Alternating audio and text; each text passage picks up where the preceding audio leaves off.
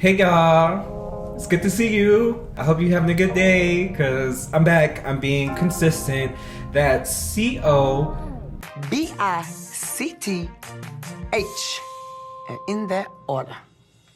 Hey Google, how do you spell consistent? I just need to spell check that real quick.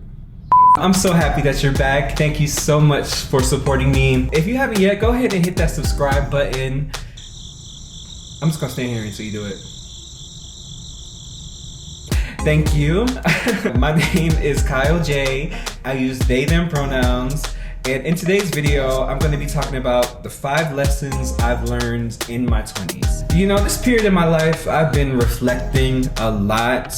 I know black don't crack, but I'm 31, I'm not 25. And I've been attracting like a lot of younger folks in my life recently. And some of the stuff I see them doing, I feel like, let me give you some auntie advice. Like, let me just like get you together real quick, because you making some mistakes that I made. It can be avoided if you just had like a little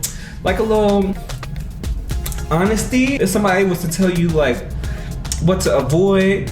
So that's the goal of this video. I'm just gonna share experiences that I've been through and the lessons that I've learned from them. If you wanna watch that, stay tuned, but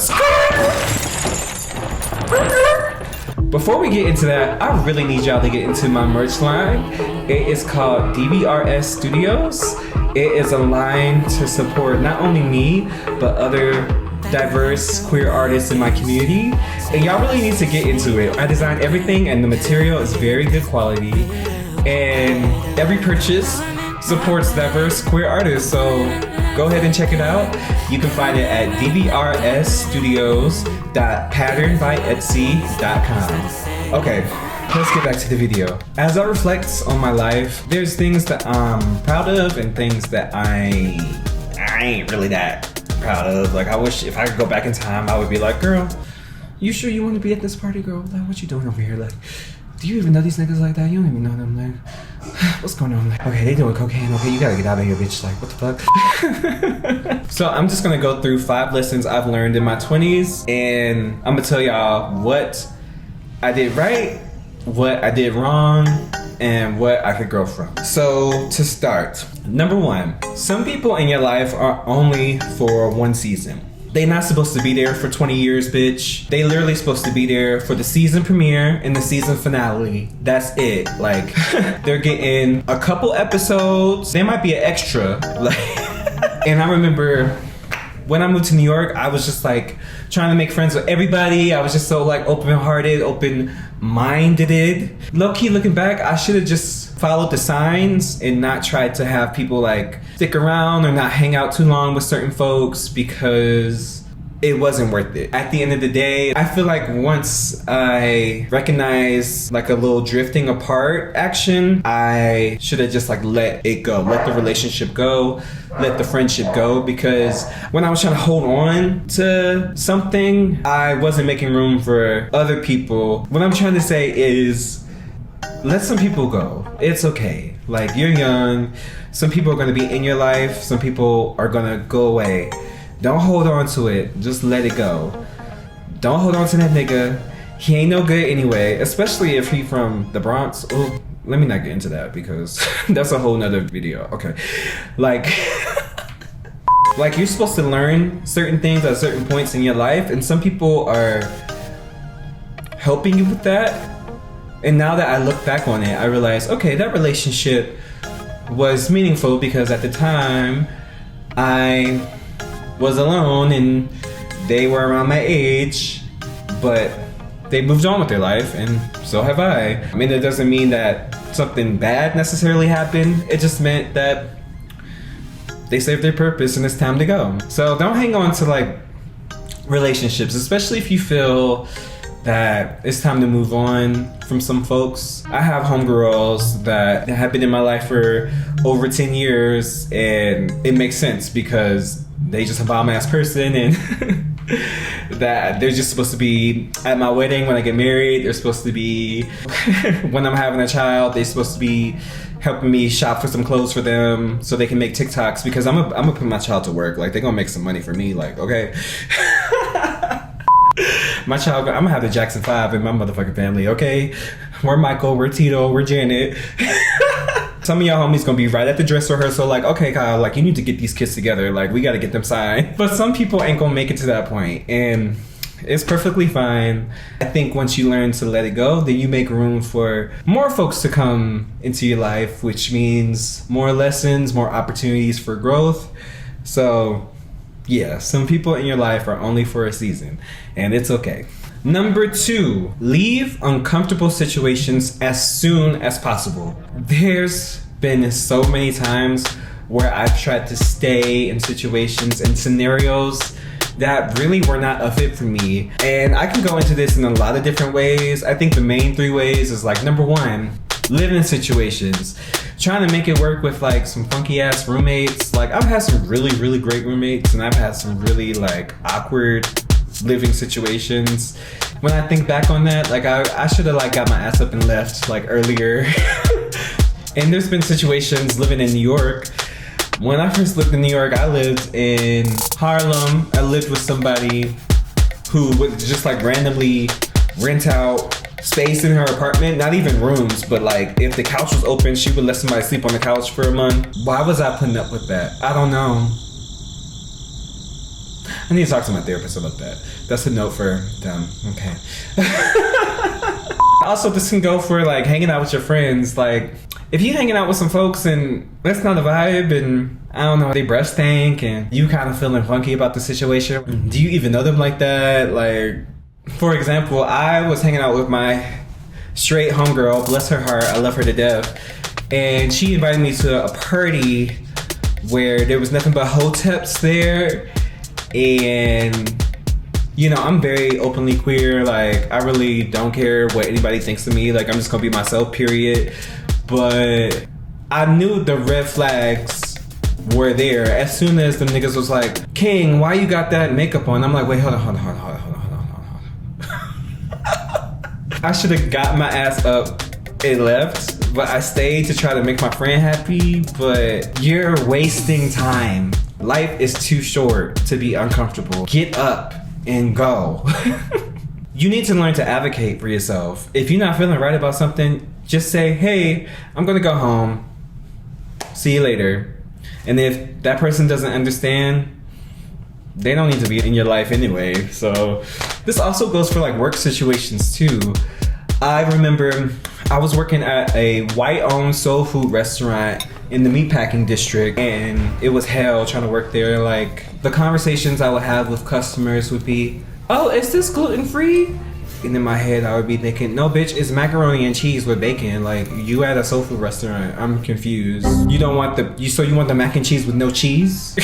Okay, the mac and cheese with no bacon, no noodles, no butter. So you just want some like parsley on your plate? Like, I'm really confused. I remember one time I had an opportunity to go see Beyonce, Rihanna, Britney Spears at the VMAs.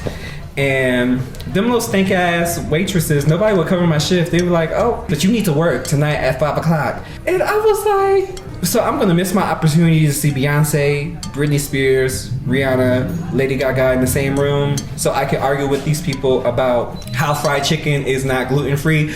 No! So I just left and I was like, no, bitch, I'm not doing that to myself. And I went to the concert and I had the time of my motherfucking life, okay? So if you're in an uncomfortable situation, just get out. That's something I would definitely tell my 20-year-old self. Number 3, stay in the motherfucking moment. Like, stay in the moment. You only live once. Don't think about what's gonna happen tomorrow. I mean, of course you can plan your days out or whatever. That's really good to do.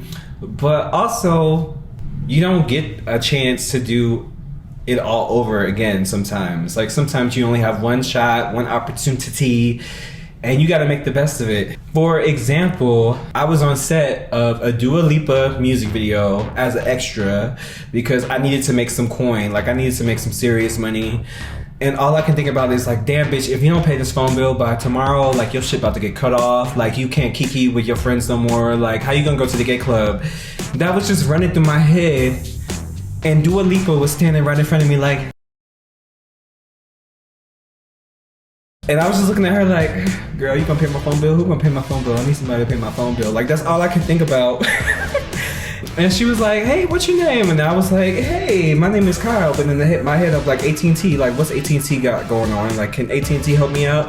I wish I would have engaged with her. Like, when I think about that moment, I wish I would have been like, hey, girl, oh my God, we on set of your video. Like, what's going on? Like, how you doing? You okay? Like, you having a good time? Like, are you happy in your life? Like, but instead, I was thinking about AT&T. Like, AT&T really had me in a chokehold. Looking back, I would have told my 20-year-old self, bitch, fuck that bill. You have an international pop star looking at you in the face like, fuck AT&T. Let the phone get cut off. So yeah, you definitely just gotta stay in the moment. Realize where you are in the moment and just take advantage of whatever opportunities and situations you have available to you. Number 4, do not ignore red flags at all. In friendships, in relationships, don't ignore red flags, period. It's gonna lead to heartbreak. It's gonna lead to confusion. It's gonna lead to somebody having to get their ass beat. It's not worth it. If you sense something in your gut about somebody, you need to honor that feeling and take action. Like, if you dating some dusty nigga because the D is good, don't ignore the fact that he cussed you out and cussed your mama out. That's weird. Like, why are you ignoring that? If somebody is misgendering you, and now I'm speaking to the queer folks because we're all in this together. If they keep misgendering you, that's not your friend. You think you have all the time in the world being in your 20s, but you actually don't. And so you just need to be mindful of the energy that people are giving you. And you need to take action based on that. If somebody's giving you positive vibes, okay, we can kick it, we can hang out. Let's go to the club together. But if somebody is throwing you like a little shade, or if you're dating somebody and they fine as hell, but they got an attitude problem, like, don't ignore that. Oh, it's dark now. This sun's setting real fast now. The sun is like, all right, y'all, like, I'm done for the day. I really don't got time for y'all. Like, hello, y'all got a certain amount of time with me and then I'm out. The sun knows boundaries, okay? The last lesson I've learned in my 20s, follow your heart. Like, if your heart is saying, go for it, try it out. What's the worst that can happen? But somebody is like, why would you do that? You don't need to be doing that. You know yourself way more than anybody else. If you know in your spirit that you want to sing, sing. If you know in your spirit that you want to go to law school, go to law school. Like, don't let somebody's limited perception of who you are discourage you from following what's in your heart and pursuing your passions. You don't know how many people told me, oh, you'll never be in a commercial. You're not good enough to be in a commercial. And boom, I'm in a national commercial at least once every year, bitch.